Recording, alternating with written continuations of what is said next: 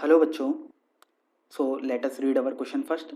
The question says that a comma a1 comma a2 comma a3 up to an comma b are in AP and a comma g1 comma g2 comma g3 up to g2n comma b are in GP and h is the harmonic mean of a and b, and we are given that if a1 plus a2n divided by g2n plus a2 plus a2n minus 1 divided by g2 multiplied by g2n minus 1 plus an plus an plus 1 divided by gn divided by gn plus 1 is equal to kn divided by 20h.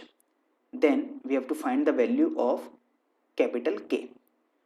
तो देखो सबसे पहले तो यहाँ पर की concept समझ लेते हैं. तो की कॉन्सेप्ट यहाँ पर दो है जो कि आपको पता होनी चाहिए. सबसे पहला कॉन्सेप्ट है फॉर एपी. किसी भी एपी में अगर मैं आगे से एनवा पद निकालूं और पीछे से एनवा पद अर्थात टी डैश एन करूं तो वो हमेशा पहला पद प्लस लास्ट पद के बराबर आता है. यहाँ पर मैं दोबारा रिपीट कर रहा हूँ. टी एन मतलब आगे से एनवा पद, टी डैश एन मतलब पीछे से एनवा पद. तो हमेशा इनका सम कितना होगा ए प्लस एल, जहाँ ए फर्स्ट टर्म है और एल लास्ट टर्म है और ये कांस्टेंट होगा. इसी तरीके से जो दूसरा की कॉन्सेप्ट है वो है किसी भी जीपी के लिए. फॉर जीपी अगर आगे से एनवा पद निकालूं और पीछे से एनवा पद निकालूं और उनका मल्टीप्लाई अगर मैं करूं तो वो हमेशा कांस्टेंट आता है और वो आता है ए गुणा एल के बराबर, जहाँ ए पहला पद है उस जीपी का और एल उस जीपी का लास्ट पद है. चलिए अब हम सवाल पर आते हैं. देखिए सवाल में आपको बोला गया है ए कॉमा ए1 कॉमा ए2 से लेकर A2n कॉमा बी, ये सब किस में है? आपके पास AP में दिए हैं.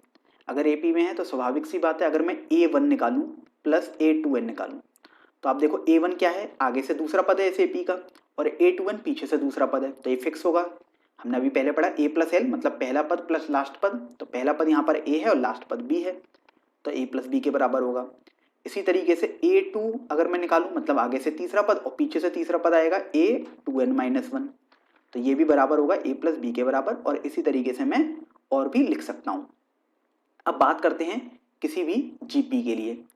तो देखिए यहाँ पर हमें जो जीपी दी हुई है वो है A comma G1 comma G2 comma G3 dash dash dash up to G2n comma B.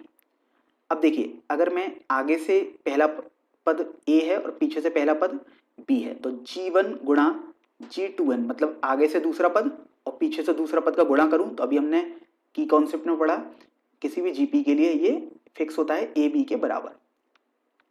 इसी तरीके से अगर मैं G2 निकालूं तो फिर G2n माइनस 1 लेना पड़ेगा अर्थात आगे से तीसरा लिया है तो पीछे से तीसरा लेना पड़ेगा और वो फिर दोबारा ए बी के बराबर आ जाएगा.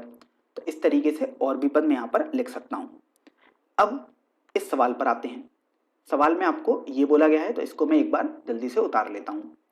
तो देखिए आपको दिखा हुआ है A1 प्लस A2n बटे G1 गुणा G2n प्लस इसी तरीके से A2 plus A2n minus 1 divided by G2 गुणा G2n माइनस 1 और इसी तरीके से लास्ट में लिखा हुआ है an plus 1 divided by gn गुणा gn प्लस 1.